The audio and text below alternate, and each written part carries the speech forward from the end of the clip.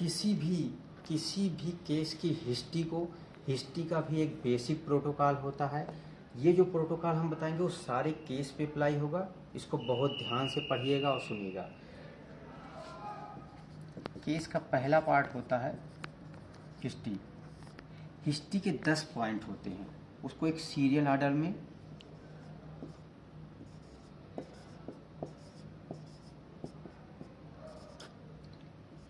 D से होता है डीमोग्राफी, सी से होता है फिर chief complaint, present illness, history of present illness. P से 2 होता है एक्चुअली, पी से पास्ट हिस्ट्री। यहाँ पे एक ध्यान दीजिएगा, अगर ये बड़े, चूँकि पर्सनल हिस्ट्री पीडियाट्रिक में उतना इम्पोर्टेंट नहीं होगा, लेकिन चूँकि मेडिसिन और सर्जरी में पर्सनल हिस्ट्री भी इम्पोर्टेंट होता है, तो पर्सनल हिस्ट्री यहाँ पे आपका मेडिसिन अगर केस है तो यहाँ पे ध्यान देना है, सर्जरी का केस है, ऑप्स गायनी का केस है। तो इन तीनों के केस में अगर केवल पीडिया के केस है तो पीडिया के केस में पर्सनल हिस्ट्री उतना इम्पोर्टेंट नहीं होता। कुछ हिस्ट्री के पॉइंट जो होंगे वो पीडिया में एक्स्ट्रा होंगे, कुछ हिस्ट्री के पॉइंट जो है उसमें, ओवरऑल हिस्ट्री के पॉइंट पीडिया में ज़्यादा होते हैं। तो सबसे पहला डीमोग्राफी, दूसरा होगा चीफ कंप्लेंट, तीसरा इसको हम P3 कर सकते हैं। DC इसको याद करें, DC पेदिन हैश लिगेंड होता है, पैथो में आपने वो पढ़ा होगा। ये तो टोटल कितने 10 पॉइंट होते हैं, हिस्ट्री के 10 पॉइंट होते हैं, प्रेजेंट इलनेस, पास्ट इलनेस और personal in case of medicine, surgery and obs gynae. A से होता antenatal, natal and post natal history. A से antenatal, natal and post natal history हम एक साथ करेंगे। डी से होता डेवलपमेंटल हिस्ट्री, डेवलपमेंटल हिस्ट्री। अब ये इस पे ध्यान देना, ये डेवलपमेंटल हिस्ट्री जो पीडियाट्रिक स्पेसिफिक है, पीडियाट्रिक्स, ये तुम्हारा सर्जरी, मेडिसिन और ऑप्स गायनी में इम्पोर्टेंस नहीं रखता है। तो जो डेवलपमेंटल हिस्ट्री है वो हमारा पीडियाट्रिक स्पेसिफिक हिस्ट्री है। आई से होता इम्यूनाइजेशन हिस्ट्री, इम्यूनाइजेशन हिस्ट्री। अब ये भी टोटली नहीं, लेकिन ये पीडियाट्रिक्स में ज़्यादा इम्पोर्टेंट रखती है, पीडियाट्रिक्स में। बाकी ऑप्स एंड गायनी में भी इम्यूनाइजेशन का स्पेशली टीटी का हिस्ट्री होता है। अगर कोई मेडिसिन सर्जरी में भी है तो टीटी का, या hepatitis B, hepatitis C, hepatitis B का वैक्सीनेशन है, ये हेपेटाइटिस बी का वैक्सीनेशन है कि नहीं है। तो देखा जाए तो इम्यूनाइजेशन हिस्ट्री चारों, चाहे ऑप्स गायनी, मेडिसिन, सर्जरी, इन तीनों में भी इम्पोर्टेंस है, लेकिन बेसिकली जो सबसे ज़्यादा इम्पोर्टेंस रखता है वो पीडियाट्रिक्स में बहुत ही ज़्यादा, इस पर फोकस करना बहुत ज़्यादा है। इसके लिए आपको NIS, national immunization schedule by depth of heart, totally आपको बहुत ही अच्छे से आना चाहिए। टोटली इस पर हम एक लेक्चर लेंगे। जैसे कि हेपेटाइटिस का बर्थ डोज होता है, 0 डोज OPV होता है, इसका मतलब जानना बहुत जरूरी है। जो बर्थ डोज होता है विदिन 24 आवर्स ही दिया जाता है, ये विदिन 15 डेज ही दिया जाता है। अगर कोई बच्चा 15 दिन से ज़्यादा का आ रहा है आपके पास वैक्सीनेशन के लिए तो आपको 0 डोज नहीं देना है। अगर कोई बच्चा 24 घंटे के बाद आ रहा है तो हेपेटाइटिस बी का जो बर्थ डोज है नहीं देना है। तो ये नेशनल इम्यूनाइजेशन शेड्यूल का सिर्फ आपको डोज के साथ साथ हर चीज़ का एक एक मीनिंग, कैसे देते हैं, रूट क्या है, ओरल है, इंट्रामस्कुलर है, इंट्राडर्मल है, everything you should be know by depth of heart, national immunization schedule. उसके बाद आता है nutritional and dietary history, nutritional and dietary history. अब न्यूट्रिशनल और डाइटरी हिस्ट्री वैसे तो ये भी पीडिया में ज़्यादा इम्पोर्टेंट होता है, सैम बहुत ही इंपॉर्टेंट टॉपिक होता है पीडिया का। सीवियर एक्यूट या माल न्यूट्रिशन बच्चों में ज़्यादा कॉमन होता है। हालांकि ये एडल्ट में भी, मेडिसिन में भी, टीबी का पेशेंट है उसमें वेट लॉस हो सकता है, कोई कैंसर का पेशेंट है उसमें वेट लॉस हो सकता है, मेडिसिन, सर्जरी और ऑप्सगानी तीनों जगह या चारों सब्जेक्ट में इम्पॉर्टेंट है, लेकिन रिलेटिवली पीडिया में ज़्यादा इम्पॉर्टेंट है। उसके बाद आता है फैमिली हिस्ट्री और लास्ट में आता है socio economic history. Socio economic history में हमारे पास दो होता है, एक मॉडिफाइड बीजी प्रसाद और एक मॉडिफाइड कुप्पुस्वामी क्लासिफिकेशन। तो हम लोग basically modified Kuppuswamy classification use करते हैं क्योंकि ये अर्बन और रूरल एरिया दोनों को इंक्लूड करती है। मॉडिफाइड बीजी प्रसाद ये केवल रूरल एरिया के लिए था। तो हम एक क्लासिफिकेशन से हमारा दोनों काम हो जाए तो हम इसको क्यों याद करेंगे, लेकिन कुछ एग्जामिनर इसके बारे में पूछ लेते हैं तो थोड़ा जानकारी इसके बारे में भी होना चाहिए। बेसिकली हम मॉडिफाइड कुप्पुस्वामी प्रसाद स्केल यूज करते हैं। तो सोशियो इकोनॉमिक हिस्ट्री में इसमें यूज करें। फैमिली हिस्ट्री में जो सिग्निफिकेंट फैमिली हिस्ट्री है उसके बारे में, फैमिली की हिस्ट्री बारे में, जैसे कोई बच्चा है उसका प्रीवियस बच्चा कोई नेफ्रोटिक सिंड्रोम का है तो पहले से कोई थैलीसीमिया का था, और कोई बच्चा है उसमें उसके फैमिली डिटेल हिस्ट्री, उस डिजीज से related appropriate significant family history. Nutritional history के साथ एक चीज़ ध्यान देना है कि उसका दो चीज़ इसमें होता है, कैलोरी और प्रोटीन कैलकुलेशन।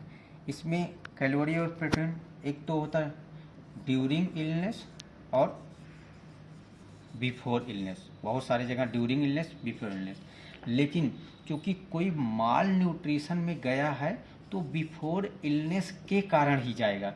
ड्यूरिंग इलनेस तो हमारे हॉस्पिटल में है, तो हॉस्पिटल में अगर वो मतलब बहुत ज़्यादा सिक है, आईसीयू में है, तो वो जाहिर सी बात है आईसीयू में वो काफ़ी दिन तक वो फ्लूड पे रहा होगा तो उसकी न्यूट्रिशन हैम्पर होगा। अगर कोई स्टेबल पेशेंट है तो वो माल न्यूट्रिशन जाने का कारण उसका हॉस्पिटल में आने नहीं, हॉस्पिटल के पहनेगा। तो हम इसको प्रिफर नहीं करेंगे कि आप दो बार उसको करो, ड्यूरिंग और बिफोर।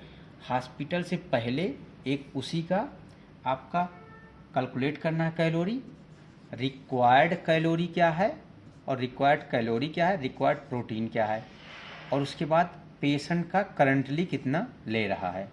उसके बाद हम डिफिसिट, रिक्वायर्ड और एक्चुअल में कितना है। जैसे मान लीजिए रिक्वायर्ड में कैलोरी उसको 1000 था, 1000 कैलोरी का, और प्रोटीन उसको 20 ग्राम चाहिए था।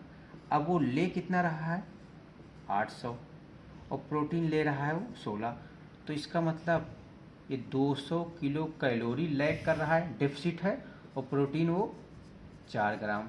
यूजुअली इंडियन डाइट में जो प्रोटीन का डिफिशिएंट नहीं मिलता है, जब आप कैलकुलेट करेंगे तो आपको ये चीज़ मिलेगा, कैलोरी का deficit. Dietary history in case of Sam, कोई टीबी का पेशेंट है, अगर माल न्यूट्रिशन है तो वहाँ पे डाइटरी हिस्ट्री माल न्यूट्रिशन के केस में बहुत ही ज़्यादा इम्पोर्टेंट हो जाती है। अगर कोई वेल हेल्दी पेशेंट है तो वहाँ पे आप डाइटरी हिस्ट्री को, एक चीज़ और है, हिस्ट्री के पॉइंट को कहाँ पे कौन सी डिजीज में कितना एम्फेसिस देना है, और ये भी देखना है वो लॉन्ग केस है शॉर्ट केस है, ये चीज़ें आपको खुद से अडाप्ट करना पड़ेगा। अगर सैम का केस है तो वहाँ पे डाइटरी हिस्ट्री और एग्जामिनेशन में एंथ्रोपोमेट्री बहुत ही ज़्यादा इंपॉर्टेंट होता है। और कोई ऐसा बच्चा जिसका डेवलपमेंट नॉर्मल है, न्यूट्रिशनली वो सही लग रहा है, तो उसमें डाइटरी हिस्ट्री, डेवलपमेंटल हिस्ट्री, ये सारे एंथ्रोपोमेट्री आप रिलेटिवली कंप्रोमाइज कर सकते हैं। लेकिन अगर सैम है या कोई माल न्यूट्रिशन का बच्चा है और कोई डेवलपमेंटल डिले है तो वहाँ पे ये सारी हिस्ट्री बहुत ही ज़्यादा इंपॉर्टेंट हो जाती हैं। इम्यूनाइजेशन के लिए मैंने बताया था, न्यूट्रिशन डाइटरी हिस्ट्री के लिए बताया था। डेवलपमेंटल हिस्ट्री में जो आप यूजुअली मिस्टेक करते हैं, आप लोग हमेशा एक याद करते हैं कि डेवलपमेंट के डोमेन 4 डोमेन होते हैं, तो मैं यहाँ थोड़ा एम्फेसिस करना चाहता हूँ, डेवलपमेंट के 5 डोमेन होते हैं, grass motor, fine motor, language, social. ये 4 आप लोग जानते हैं। जो 5वां हम बताना चाह रहे हैं वो vision and hearing, cross mistake करते हैं आप लोग विजन। तो डोमेन पूछते हैं, बहुत सारे लोग 4 डोमेन बताते हैं, तो टोटल 5 डोमेन होते हैं। ये घई में भी दिया हुआ है, grass motor, fine motor, language, social, vision and hearing. In domain में, सारे डोमेन में उसकी उस एज के अनुसार, मान लीजिए 3 साल का कोई बच्चा है, 3 साल तक उसकी डेवलपमेंटल हिस्ट्री लेना है। अगर 2 साल का बच्चा है तो 2 साल तक, एक 2 साल का बच्चा क्या क्या कर सकता है, वो कितना साल कर रहा है। अब इसमें अगर किसी को डेवलपमेंटल डिले है तो वहाँ पे डी क्यू इम्पॉर्टेंट होता है, डी क्यू निकालना। डी क्यू का फार्मूला होता है डेवलपमेंटल एज अपान क्रोनोलॉजिकल एज, सी ए, क्रोनोलॉजिकल मतलब एक्चुअल एज, इंटू 100। डेवलपमेंटल जैसे कोई 3 साल का बच्चा है लेकिन उसका डी क्यू जो है 2 है, तो उसका एक्चुअल एज 3 साल है, लेकिन उसका जो डेवलपमेंटल है 2 साल है, इंटू 100। तो इस तरह से आप डी क्यू कैलकुलेट करेंगे। और मैंने या प्रीवियस लेक्चर में या फिर मैं उसे बताऊंगा कि अगर किसी का डी क्यू 70% से कम है या लेस देन -2 है, अगर सिंगल डोमेन में है तो इसे डेवलपमेंटल डिले बोलते हैं। और यही चीज़ अगर 2 या 2 से ज़्यादा डोमेन में है तो उसको ग्लोबल डेवलपमेंटल डिले बोलते हैं। इस टर्म से कंफ्यूज नहीं करना है। ग्लोबल सुन के लगता है ऐसा कि ग्लोबल मतलब 5 डोमेन में उसको डेवलपमेंटल डिले होगा, नहीं। 2 या 2 से ज़्यादा, अगर 2 डोमेन में भी उसको डेवलपमेंटल डिले है, जैसे मैं हिस्ट्री, ग्रास मोटर और फाइन मोटर, मान लीजिए 2 ही में डिले है, तब भी वो ग्लोबल डेवलपमेंटल डिले हो गया। जरूरी नहीं उसमें 5 में, इन 5 डोमेन में से किसी भी 2 डोमेन में अगर उसका डिले हो गया तो ग्लोबल डेवलपमेंटल डिले। अगर सिंगल डोमेन में लेस देन 70% उसका डी क्यू है, या उस एज और सेक्स के अप्रोप्रिएट उसका जो स्टैंडर्ड डेविएशन है डेवलपमेंटल वो लेस देन -2 है, तब भी वो डेवलपमेंटल डिले है। डेवलपमेंटल हिस्ट्री, एंटीनेटल, नेटल और post natal history. Antenatal history में बेसिकली हम 3 ट्राइमेस्टर वाइज, जो फर्स्ट ट्राइमेस्टर, सेकेंड और थर्ड ट्राइमेस्टर वाली ट्राइमेस्टर वाइज हिस्ट्री, ये हिस्ट्री पीडिया में भी इम्पोर्टेंट है और गायनी में। रिलेटिवली गायनी में ये हिस्ट्री, एंटीनेटल हिस्ट्री बहुत ज़्यादा इम्पोर्टेंट हो जाती है। अगर पीडियाट्रिक में हम नियोनेट, जैसा हम नियोनेट पे डिस्कस कर चुके हैं, अगर आप केस नियोनेट का प्रेजेंट कर रहे हैं तो बहुत ही ज़्यादा इंपॉर्टेंट होती है एंटीनेटल हिस्ट्री। या कोई जेनेटिक डिफॉर्मिटी, जेनेटिक डिजीज या जेनेटिक डिफॉर्मिटी का है, या कोई डेवलपमेंटल डिले का है, तब आपका एंटीनेटल हिस्ट्री इम्पॉर्टेंट हो जाता है। नेटल हिस्ट्री में आपका जब बच्चा पैदा हुआ तो उसका बर्थ वेट क्या था, उसने यूरिन कितने देर में पास किया, उसने स्टूल कितने में, मदर ने फीड कितने घंटे में स्टार्ट कर दिया, उसमें कोई बर्थ एस्पेक्सिया या कोई उसको आईसीयू एडमिशन का या कोई कॉम्प्लिकेशन की हिस्ट्री थी या नहीं थी, ये सारी चीज़ें आ जाती हैं। पोस्ट नेटल हिस्ट्री में उसने 6 महीने तक एक्सक्लूसिव ब्रेस्ट फीडिंग कराया कि नहीं, उसका वेट गेन क्या हो रहा है, उसका प्रॉपर वेट गेन हो रहा है, और उसने 2 साल तक क्या उसने अपना सही समय पे कॉम्प्लीमेंट फीडिंग स्टार्ट की कि नहीं स्टार्ट की, ये सारी चीज़ें आपकी पोस्ट नेटल हिस्ट्री में आ जाएंगी। पास्ट हिस्ट्री जो इसमें होता है पीडियाट्रिक्स में, पास्ट हिस्ट्री में अगर उसका कोई भी प्रोलॉन्ग इलनेस का हिस्ट्री रहा या कोई प्रोलॉन्ग हॉस्पिटलाइजेशन का है, इसमें एक चीज़ जो है ड्रग एंड ट्रीटमेंट हिस्ट्री जो है वो पास्ट हिस्ट्री में पीडियाट्रिक्स में कर लेते हैं, अलग से ज़रूरत नहीं है। वैसे आप अलग से भी कर सकते हो, लेकिन ड्रग एंड ट्रीटमेंट हिस्ट्री को पास्ट हिस्ट्री में ही रख लेते हैं। जैसे एडल्ट में आप मेडिसिन, सर्जरी, ऑब्स्टेट्रिक्स में जाएंगे तो ड्रग एंड ट्रीटमेंट हिस्ट्री का एक अलग से वो आप हेडिंग करते हैं। यहाँ पे हमारे पीडिया में आप पास्ट हिस्ट्री में ही ड्रग एंड ट्रीटमेंट हिस्ट्री कर लेंगे, जो भी सिग्निफिकेंट। प्रेजेंट इलनेस को हम अभी अच्छे से एक्सप्लेन करेंगे, चीफ कंप्लेन को हम अच्छे से, डीमोग्राफी, चीफ कंप्लेन और प्रेजेंट इलनेस को हम अच्छे से एक्सप्लेन करेंगे। जैसा कि हम बता चुके हैं हिस्ट्री के 10 पॉइंट हुए, 10 पॉइंट को मैंने एक निमोनिक से याद करने, डी से डीमोग्राफी, सी से चीफ कंप्लेन, पी से मैंने बताया history of present illness, history of past illness, और अगर मेडिसिन सर्जरी में आएंगे तो पर्सनल। ए से एंटीनेटल, नेटल, पोस्टनेटल, डी से डेवलपमेंटल, आई से इम्यूनाइजेशन हिस्ट्री, एन से nutrition and dietary history, fast में एफ से फैमिली हिस्ट्री और एस से सोशियो इकोनॉमिक हिस्ट्री। तो हमने सोशियो इकोनॉमिक हिस्ट्री डिस्कस कर ली, family history, nutritional, dietary, immunization, developmental, antenatal natal, ये तीन जो शुरू के हैं जो सबसे इम्पोर्टेंट है उसको हम आप डिस्कस करें। डीमोग्राफी, डीमोग्राफी में आपके पेशेंट पार्टिकुलर, इसे कहीं कहीं लिखा रहेगा पेशेंट पार्टिकुलर, कहीं कहीं लिखा रहेगा जनरल इन्फॉर्मेशन। तो जैसे इसमें आता क्या क्या, नेम आता है, एज आता है, सेक्स या जेंडर आता है, रिलीजन, कॉन्सेंगुटी और एड्रेस। नेम पर जैसे किसी पेशेंट को हम उसके नेम से बुलाते हैं, मान लीजिए कोई बच्चा है अमन, अब मान लो इसकी डायग्नोसिस है हेपेटाइटिस बी का इन्फेक्शन है, तो आप उसको हेपेटाइटिस बी वाला पेशेंट या आप कोई मलेरिया वाला पेशेंट, तो ये उसको अच्छा नहीं लगेगा आपको। तो पेशेंट को प्रोनाउंसिएशन के लिए या उसको अच्छा उसके नाम से पुकारेंगे तो अच्छा रहता। तो नाम एक आइडेंटिटी के लिए उसका नेम बहुत ज़रूरी है। मान लीजिए एक ही अमन नाम के दो बच्चे हो सकते हैं, तो इसलिए दूसरा उसका आ जाता है एज। एज से दूसरी चीज़, बहुत सारे डिजीजेज होते हैं एज स्पेसिफिक होते हैं, जैसे निमोनिया बहुत ज़्यादा कॉमन है 5 साल तक, नेफ्रोटिक सिंड्रोम यूजुअली होता है 10 साल के अंदर, 2 से 10 साल तक नॉर्मल एज है। इसी तरह बहुत सारे डिजीज हैं जो एज स्पेसिफिक होते हैं, उस एज से हमको उस एज स्पेसिफिक डिजीज के बारे में सोचना है, तो ये काफ़ी हेल्पफुल होता है वहाँ पे। सेक्स या जेंडर, कुछ डिजीजेज होती हैं जो मेल में ज़्यादा कॉमन होती हैं, कुछ डिजीज फीमेल में ज़्यादा करती हैं। जैसे मेल में हीमोफीलिया है, पीडियाट्रिक्स बात करेंगे, हीमोफीलिया यूजुअली मेल में होती है, ठीक है। कोई जितने भी साइकेट्रिक डिजीजेज होते हैं, ठीक है, वो थोड़ा सा फीमेल में ज़्यादा कॉमन होती हैं। न्यूट्रिशनल या माल न्यूट्रिशन यूजुअली बहुत ज़्यादा डिफरेंस है नहीं फीमेल के में कॉमन, क्योंकि अभी भी हमारे समाज में थोड़ा सा फीमेल को हल्का सा नेग्लेक्टेड पार्ट होता है, उस कारण माल न्यूट्रिशन इनमें ज़्यादा कॉमन होगा। सेक्स। चौथी चीज़ है रिलीजन। रिलीजन, कुछ डिजीजेज होती हैं जो हिंदू कम्युनिटी में ज़्यादा कॉमन होती हैं, कुछ डिजीजेज मुस्लिम कम्युनिटी में है। जैसे एक मुस्लिम कम्युनिटी में ये है कि ऑटोसोमल रिसेसिव डिजीजेज रिलेटिवली ज़्यादा होती हैं, वो चीज़ हम कॉन्सेंगुटी से, कॉन्सेंगुटी का मतलब ये होता है कि बहुत पास, बहुत ही क्लोज रिलेटिव में मैरिज कर देना, जैसे मामा की बेटी से या इस तरह का बुआ फूफा के लड़के लड़की से शादी हो जाए, ये थोड़ा सा रिलेटिवली मुस्लिम कम्युनिटी में ज़्यादा है। इसलिए ऑटोसोमल रिसेसिव डिजीजेज, ऐसी डिजीज जो रिसेसिव कंडीशन में भी प्रेजेंट कर जाती हैं, वो रिलेटिवली मुस्लिम कम्युनिटी में ज़्यादा होती हैं।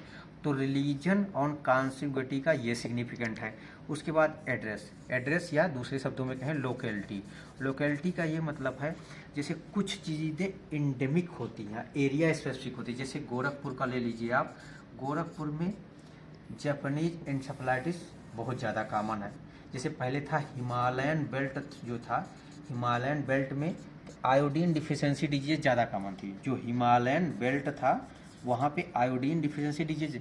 लेकिन अब चूँकि हर कोई आयोडाइज साल्ट खा रहा है, आयोडाइज साल्ट खा रहा है, तो ये आयोडीन डिफिशिएंसी वाली डिजीज हिमालयन बेल्ट में भी अब नहीं बनी, क्योंकि जितने भी साल्ट इंडिया में इस समय आ रहे हैं वो आयोडाइज साल्ट हैं, तो ये चीज़ नहीं देखने गया। तो डीमोग्राफी में हम क्या क्या देखते हैं, नेम देखते हैं, उसका क्या सिग्निफिकेंस है हमने बता दिया। एज देखते हैं, एज का क्या सिग्निफिकेंस है मैंने बता दिया। तीसरी चीज़ जैसे सेक्स या जेंडर देखते हैं, सेक्स ना करके जेंडर टर्म ज़्यादा बेटर होगा, इसको बोलेंगे।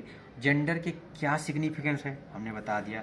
रिलीजन के क्या सिग्निफिकेंस है हमने बता दिया। कॉन्सोनिटी के क्या सिग्निफिकेंस हो, एड्रेस के और लोकेलिटी के क्या सिग्निफिकेंस है बता दिया। दूसरा जो अगर हिस्ट्री का हम कहें सबसे जो मोस्ट इम्पॉर्टेंट पार्ट होता है वो चीफ कंप्लेन, सबसे जो इम्पोर्टेंट पार्ट होता है पूरे हिस्ट्री का वो चीफ कंप्लेन होता है। चीफ कंप्लेन की 4 इम्पोर्टेंट बातें होती हैं। पहला जो सबसे, इसको हम किस, एक कामा CAM है, कामा निमोनिक से याद रखेंगे। चीफ कंप्लेन की क्या इम्पोर्टेंट खास बातें होती हैं। एक तो ये क्रोनोलॉजिकल आर्डर में होना चाहिए, क्रोनोलॉजिकल आर्डर में होना चाहिए। दूसरा जो है अटेंडेंट की लैंग्वेज में होना चाहिए, आपको इसमें अपनी लैंग्वेज नहीं, अटेंडेंट जिस भाषा में उसको सांस लेने में दिक्कत हो रही तो आपको वही लिखना है। चौथा जो मेडिकल लैंग्वेज को अवॉइड करना है, मेडिकल लैंग्वेज को आपको अवॉइड करना है। आपको मेडिकल लैंग्वेज में बहुत बार कंसल्टेंट या टीचर इस बात पे बहुत ज़्यादा टोकते हैं कि आपको चीफ कंप्लेन अटेंडेंट की लैंग्वेज अपनी लैंग्वेज में नहीं बताना, तो बहुत ज़्यादा। तो पहला चीज़ है क्रोनोलॉजिकल अटेंडेंट की लैंग्वेज में, और चौथा दो एक मेडिकल लैंग्वेज की आउट करना, और मिनिमम एबोंडेंट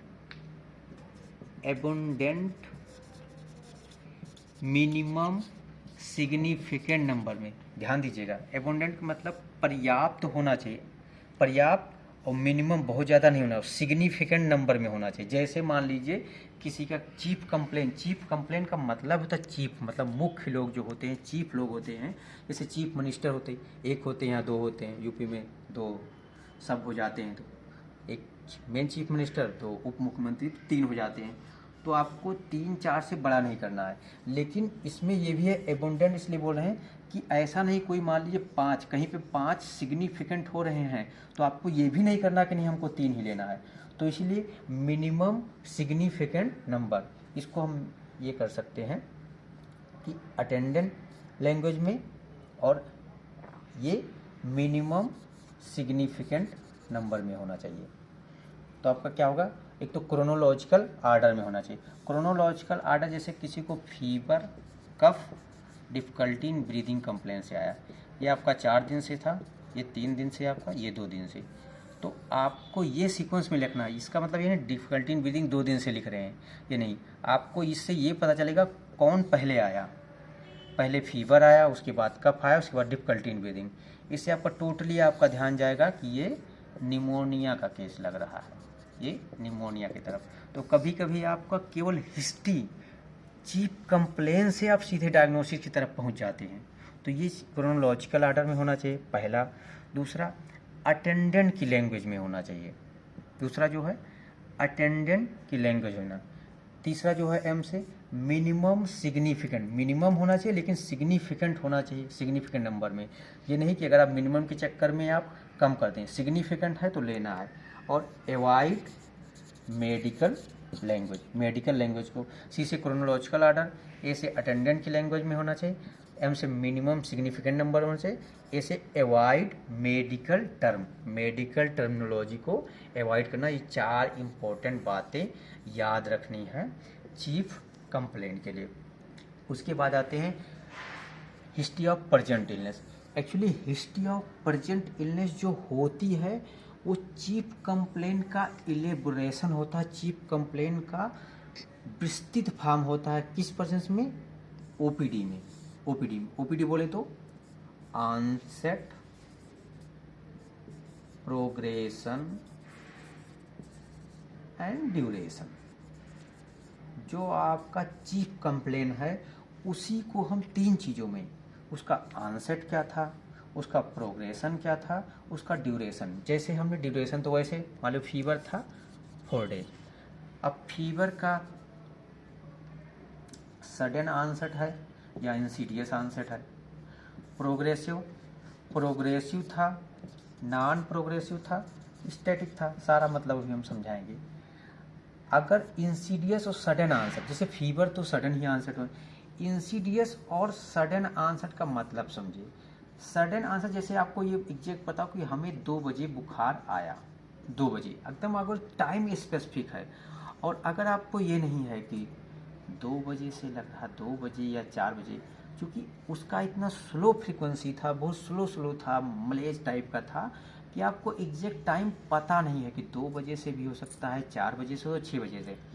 इसका मतलब आपको एग्जैक्ट टाइम नहीं आइडिया है, तो वो क्या हो जाए, इंसीडुअस आंसर, इंसीडुअस। तो सडन या इंसीडुअस आते हैं। प्रोग्रेशन क्या है कि जैसे एक बच्चा आया, उसको डे 1 पे 100 फीवर था, 100 फीवर था। अब 2 पॉसिबिलिटी है, उसको अगले दिन हो सकता है 101 हो जाए, हो सकता है 100 ही रहे, उसको 100 ही रहे, हो सकता है कि 99.9 हो जाए। तो ये क्या हुआ, प्रोग्रेसिव हो गया। ये 100 पहले दिन आया था, उस दिन भी 100, ये स्टैटिक हो गया, और ये इम्प्रूविंग ट्रेंड में है, मतलब डिक्लाइन ट्रेंड में है। तो प्रोग्रेसिव हो सकता है, नॉन प्रोग्रेसिव हो सकता है, स्टैटिक हो सकता है। ड्यूरेशन जैसा कि हम मेंशन किए गए थे चीफ कंप्लेन में 4 दिन से ही है। अब ये तो किसी भी यही पेज कोई भी कंप्लेन हो, फीवर का, मेडिसिन, सर्जरी, कहीं भी आपको ये चीज़ याद रखना है। बेसिक ये पूरा वीडियो जो भी देखा बहुत ही आसान हो जाएगा केस प्रेजेंट करना। आपको कोई भी कंप्लेन हो, आपको 3 चीज़ों में onset, progression, duration, OPD mnemonic. अब कुछ चीज़ें होते हैं जो केस स्पेसिफिक बढ़ते जाएंगे। जैसे हमें पेन का जब हम कंप्लेन होता है तो उसके लिए एक निमोनिक याद करते हैं, Socrates, site, onset, character, radiation, association, tenderness, exaggerating या रेडिएटिंग कहाँ पे है, और सीवियरिटी। तो ये कुछ कंप्लेन हो जिसमें आ जाएगा। जैसे कोई अस्थमा का केस होगा तो वहाँ पे डायर्नल वेरिएशन, सीजनल वेरिएशन, तो diurnal variation, seasonal variation, night symptom, ये सारी चीज़ें कुछ केस स्पेसिफिक एक्स्ट्रा रहेंगे, वो हम उसको ऐसे याद कर लेंगे। लेकिन मिनिमम चीज, मान लीजिए आपको नई चीज़ है तो आप यूजी लेवल पे अगर किसी भी केस को ऑनसेट, प्रोग्रेशन, ड्यूरेशन में ही डिस्क्राइब करेंगे तो आप 100% पास हो जाएंगे। लेकिन अगर आप पीजी लेवल पे हैं तो आपको ये चीज़ भी ध्यान रखना, जो ऑनसेट, प्रोग्रेशन, ड्यूरेशन, अगर वो कंप्लेन है या कौन सी डिजीज है उसके जो रिलेटेड सिम्टम है, रिलेटेड सिग्निफिकेंट सिम्टम चीज़ें हैं, उसको भी आपको अच्छे से डिस्कस करना। तो ये आपकी हिस्ट्री पार्ट हुआ। जैसे हिस्ट्री का मैंने एक बेसिक प्रोटोकॉल बताया है, वैसे एग्जामिनेशन का एक ऐसा बेसिक प्रोटोकॉल बनाएंगे जो हर जगह सर्जरी, मेडिसिन, ऑप्स एंड गायनीपीडिया हर जगह अप्लाई होगा। और आपको किसी भी एग्जामिनेशन को स्टार्ट करने से पहले उस बेसिक प्रोटोकॉल को अप्लाई करते आपके लिए एग्जामिनेशन बहुत ही आसान हो जाएगा। इस प्रोटोकॉल को जैसे फॉलो करेंगे तो आपके लिए हिस्ट्री बहुत ही आसान है। बस वीडियो को पूरा देखना है, एक बार में नहीं समझ में आता तो 2-3 बार देखना है। अंत में कुछ बातें देखिए, लर्निंग एक प्रोसेस है, जैसे मैंने नीट पीजी प्रिपरेशन में बताया था कि उसके लिए प्रोसेस है, आपको उसमें समय देना पड़ेगा, बार बार पढ़ने देगा। जैसे लर्निंग में मैंने स्टेजेस बताई थी, वो चीज़, वो वाला वीडियो देखिए, वो मोटिवेशनल वाला पार्ट काफ़ी अच्छा, उस प्रोसेस। अगर मैंने प्रिंसिपल ऑफ लर्निंग बताया है वो कुछ सोच समझ के, और इस चीज़ को फॉलो कीजिए। नेक्स्ट वीडियो में हम एग्जामिनेशन, पहले एक जनरल एग्जामिनेशन बताएंगे, उसके बाद हम बहुत सारे वीडियो बनाएंगे। सीएनएस का पूरा एग्जामिनेशन बताएंगे, सीबीएस का पूरा एग्जामिनेशन, रेसिपी का, और जो कुछ पार्टिकुलर केस स्पेसिफिक जैसे नेफ्रोटिक सिंड्रोम, थैलेसीमिया, जो भी पीडियाट्रिक केस हैं वो सारे केस डिस्कस करेंगे। न्यूट्रिशन, एक्सरे, जो भी एग्जामिनेशन, क्लिनिकल एग्जामिनेशन में पूछे जाए, ड्रग्स, न्यूट्रिशन, इन सबको हम एक एक वीडियो को अच्छे से, वो जैसे जैसे आप लोग एग्जाम आएगा तब थोड़ा सा और ध्यान देना है आपको। चैनल को लाइक और सब्सक्राइब करिए, चैनल बढ़ते हो जिससे हमको भी मोटिवेशन मिलता है। Thank you.